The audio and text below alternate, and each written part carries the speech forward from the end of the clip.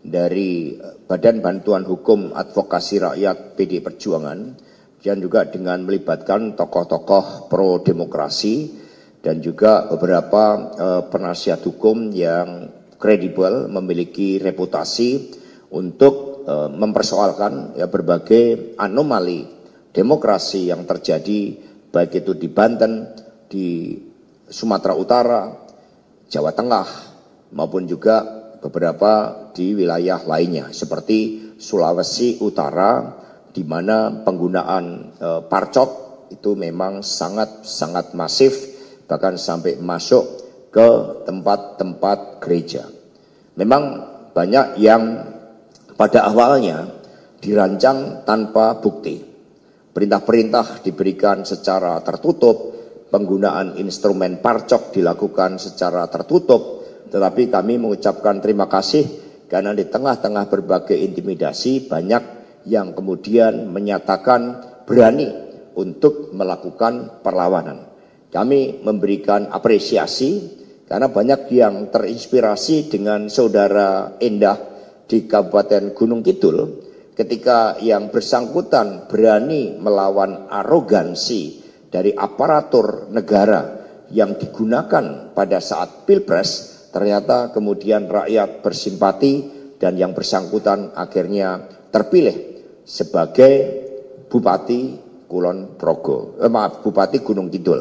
Demikian pula saudara Masington tadi dari Tapanuli Tengah juga sudah melaporkan kepada DPP telah terpilih justru dengan rekam jejak yang sangat kritis terhadap pemerintahan Jokowi saat itu. Saudara Masington mendapatkan bonus elektoral sehingga akhirnya dipilih sebagai bupati di Kabupaten Tapanuli Tengah. Dan begitu banyak cerita-cerita yang membangkitkan suatu semangat bahwa kebenaran pasti akan menang. Ketika PD Perjuangan mempersoalkan terkait dengan reposisi Polri sebagai suatu wacana kritis yang diberikan kepada PD Perjuangan sebagai aspirasi dari rakyat, aspirasi dari tokoh-tokoh pro demokrasi, apa yang dilakukan oleh PD Perjuangan tetap berada pada koridor-koridor konstitusi. Kami sangat menghormati Polri Merah Putih yang berjuang bagi tegaknya hukum di negeri yang seharusnya sangat demokratis ini. Tetapi di dalam praktek melalui Pilpres 2024 dan Pilkada 2024 yang baru saja selesai, ternyata banyak instrumen-instrumen parcok yang digunakan sebagai alat kekuasaan. Maka kami mengajak kepada seluruh masyarakat Indonesia, mari kita selamatkan demokrasi. Agar apa yang disampaikan oleh Prof. Ikrar Nusa Bakti untuk memulihkan demokrasi yang rusak akibat Jokowi, tidak lagi diperlukan 5 kali pemilu, itu bisa kita percepat apabila rakyat juga berani untuk menegakkan kebenaran di dalam mengungkapkan penyalahgunaan kekuasaan dari alat-alat negara dan sumber-sumber daya negara-negara tersebut. Terima kasih, dan selanjutnya kepada rekan-rekan pers kami berikan kesempatan untuk tanya jawab. Silakan. Tolong Pak dibantu. Silakan.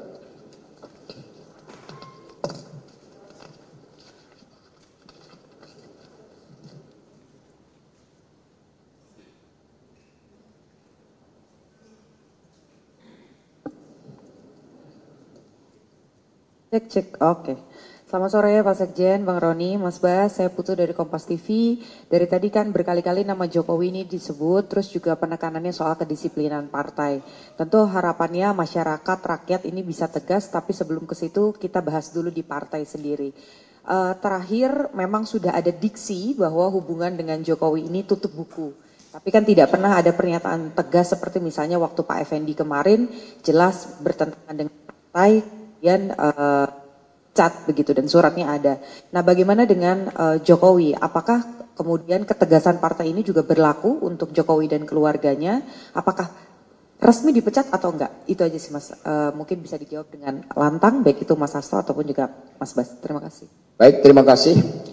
Jadi ketika Saudara Gibran dan Bobi dicalonkan oleh partai politik lain, dan kemudian itu juga di-endorse oleh Bapak Jokowi, apalagi melalui suatu proses mencederai konstitusi dan demokrasi itu terbukti dengan pelanggaran etik yang sangat berat terhadap saudara Anwar Usman.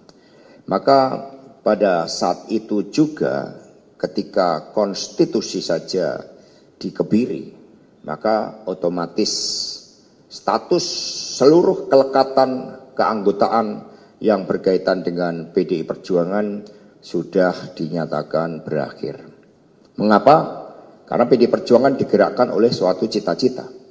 Dan itu dibuktikan dengan pengiriman surat dari DPC Kota Surakarta, tempat KTA Mas Gibran berasal, yang memberitahukan bahwa berdasarkan undang-undang partai politik dan ADART partai, keanggotaannya secara otomatis berhenti. Nah, sehingga di dalam tradisi membangun kehidupan berbangsa dan bernegara yang baik, ketika seseorang telah melupakan suatu ide, gagasan, cita-cita kolektif yang membentuknya, dan kemudian membangun suatu rejim kekuasaan dengan segala cara, bahkan masyarakat Sumatera Utara bisa merasakan bagaimana ketika saudara Bobi Nasution itu dipaksakan untuk menjadi calon gubernur, dan proses pemilihan menjadi gubernur itu juga melalui pengerahan aparatur negara, sumber-sumber daya negara, dan suatu kontestasi yang sangat tidak fair yang ditunjukkan oleh ketidakadilan yang terjadi kepada Bapak Edi Rahmayadi, maka di situ semua menjadi bukti-bukti pengingkaran terhadap konstitusi dan demokrasi itu sendiri. Ketika seseorang sudah berkhianat terhadap konstitusi, sudah berkhianat terhadap demokrasi, dan juga menyalahgunakan hukum, maka sanksi dari rakyat itulah yang dibebankan kepada mereka-mereka yang secara sengaja telah merusak demokrasi itu sendiri. Sehingga saudara-saudara sekalian, keanggotaan PDI Perjuangan bukanlah semata-mata pada ada atau tidaknya KTA, tetapi pada komitmen di dalam membangun peradaban kehidupan berbangsa dan bernegara yang baik. PDI Perjuangan percaya pada nilai-nilai Satyam Eva Jayate, sehingga mereka yang menanam angin akan menuai badai. Itulah yang kita yakini sebagai suatu bangsa, karena di dalam sejarah peradaban umat manusia tidak ada kekuasaan otoriter sekuat apapun mampu bertahan kecuali mereka-mereka akhirnya menjadi sisi-sisi gelap dalam sejarah. Ini sebagai contoh bagaimana mereka-mereka yang pada masanya itu dikenal sebagai sosok pemimpin yang begitu kuat, tidak terkalahkan, tetapi akhirnya sejarah mencatat bagaimana mereka menjadi sampah dari sejarah itu. Demikian dari kami, terima kasih. Next. Silakan diatur. Cek.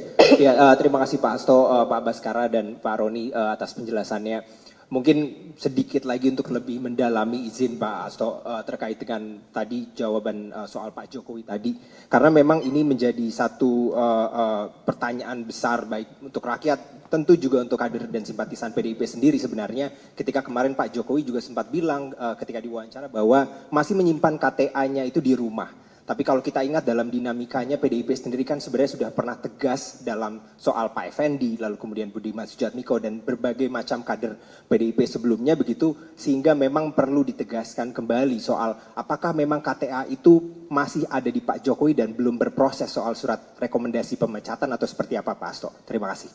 Baik, terima kasih. Saya tegaskan kembali Bapak Jokowi dan keluarga sudah tidak lagi menjadi bagian dari PDI Perjuangan, karena cita-cita partai yang diperjuangkan sejak pada masa Bung Karno, sejak PNI, ketika kita membangun Republik ini sudah tidak lagi sejalan di dalam kebijakan dan praktek-praktek politiknya. Sehingga itulah yang terjadi, dan kemudian kita melihat bagaimana ambisi kekuasaan ternyata juga tidak pernah berhenti. Maka di dalam proses ini yang dilakukan oleh PD Perjuangan, kita tidak akan pernah kehilangan dari gagasan-gagasan ideal bahwa dari seorang rakyat biasa bisa berproses menjadi seorang pemimpin. Semuanya tentu menjadi pelajaran yang sangat berharga, dan kemudian bagaimana rapat kerja nasional yang kelima kami juga telah menyampaikan permintaan maaf kepada rakyat Indonesia tentang seorang pemimpin yang karena kekuasaannya kemudian bisa berubah dan melupakan cita-cita yang membentuknya. Terima kasih. Next. Silakan.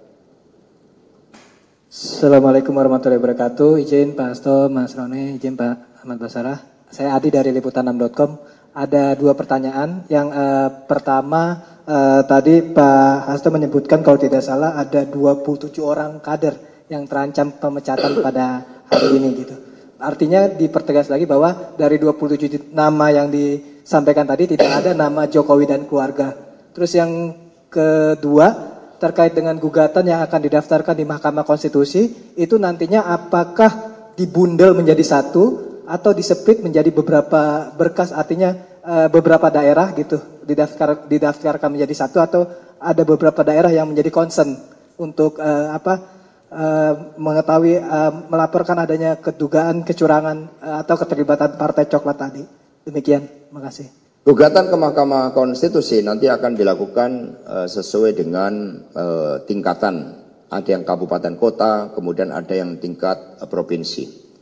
Ya, sejak awal bagaimana di dalam wawancara saya dengan Akbar Faisal, di situ kan ditegaskan bagaimana tekanan yang ditujukan kepada saya agar tidak campur tangan terhadap pilkada di Sumatera Utara, di Jateng, di Jatim, kemudian Jogja, beberapa wilayah Jogja, karena semua sudah diatur dan akhirnya itu kan terbukti terjadi.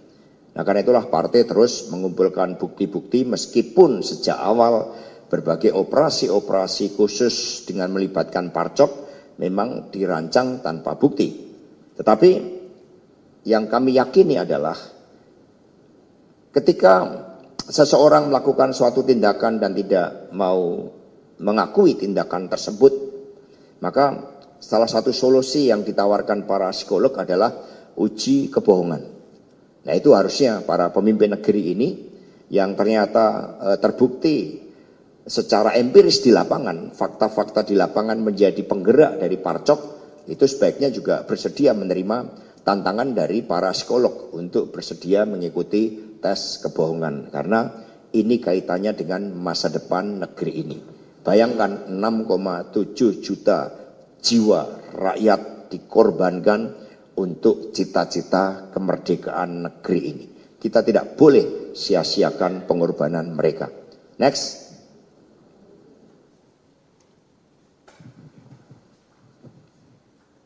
Sore Mas, saya Yogi dari Harian Kompas. Kemarin kan anggota DPR Julius Setiarto diberi sanksi ya oleh MKD gitu ya, sanksi etik. Padahal kan sebenarnya harusnya kan ketika mengunggah itu publik menjadi sadar, dan DPR khususnya Komisi 3 kan mendalami kasus Parcok ini kan, tapi justru memberikan sanksi etik. Bagaimana sikap PDI atas sanksi tersebut? Ya, kami memberikan dorongan kepada saudara Julius untuk tidak pernah berhenti, karena setiap anggota DPR punya kebebasan untuk bersuara, kebebasan dan juga dilindungi hak imunitas. Sehingga apa yang terjadi di MKD juga menunjukkan bagaimana hegemoni kekuasaan itu bekerja.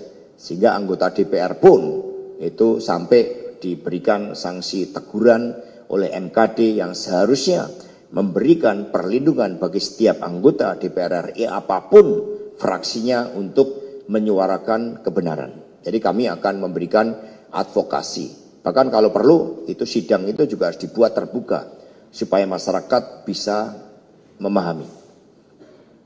Next. Silakan. Sore Mas Hasto, saya Eka Yuda dari Tempo. Mas, selain opsi gugatan sengketa di MK, PDIP menyiapkan opsi untuk pansus kecurangan nggak? Karena kan sebelumnya Pilpres juga ada opsi itu ya, cuman di tengah jalan mati gitu. Terima kasih Mas. Teman-teman semuanya, penyalahgunaan aparatur negara untuk tujuan pemilu merupakan bagian dari kejahatan demokrasi. Itu merupakan bagian dari pelanggaran HAM terhadap hak konstitusi warga negara untuk memilih secara bebas, secara berdaulat, secara merdeka. Karena itulah, karena ketentuannya juga berkaitan dengan HAM, hal tersebut tidak mengenal kadaluarsa. Nah, karena itulah saat ini yang kami syukuri kesadaran masyarakat sipil itu semakin kuat, kesadaran rakyat untuk melakukan koreksi itu juga semakin kuat. Itu bisa terlihat misalnya dengan kasus penembakan Gama yang mula-mula mencoba ditutupi dengan memasukkan skenario terjadi tawuran, ternyata masyarakat kemudian bergerak melakukan perlawanan. Terhadap apa yang terjadi di Semarang, partai juga bersikap proaktif akan melakukan advokasi karena tidak ada satupun dari aparatur negara termasuk aparatur kepolisian yang boleh mematikan jiwa rakyatnya sendiri. Karena itulah itu tidak bisa diselesaikan hanya dengan permohonan maaf. Maka pada kesempatan ini kami menghimbau agar seluruh jajaran kepolisian negara Republik Indonesia dapat mengobarkan semangat merah putih di dalam menghadirkan keadilan, ketentraman, dan ketertiban hukum di tengah masyarakat. Terhadap adanya oknum-oknum Polri yang justru melindungi berbagai tindakan-tindakan kriminal, tindakan-tindakan korupsi, termasuk judi online, tambang ilegal, dan berbagai kejahatan-kejahatan keuangan lainnya harus kita hadapi secara bersama-sama sebagai suatu bentuk koreksi dari rakyat dan sekaligus kita memberikan dukungan moral kepada Komisi 3 DPR RI. Next. Cukup? Cukup. Baik, terima kasih rekan-rekan. Nanti hal-hal satu lagi, silakan. Silakan.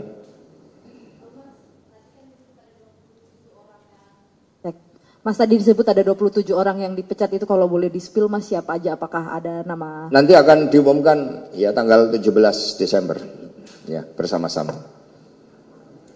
Sekaligus. Jadi nanti dalam upacara partai kita akan umumkan sehingga ada protokol partai supaya proses penegakan disiplin itu betul-betul nanti menjadi kesadaran bagi seluruh kader-kader partai. Karena ketika kita masuk di dalam suatu partai politik, kita meluruhkan diri pada suatu kepentingan partai yang lebih besar, yaitu untuk rakyat, bangsa, dan negara.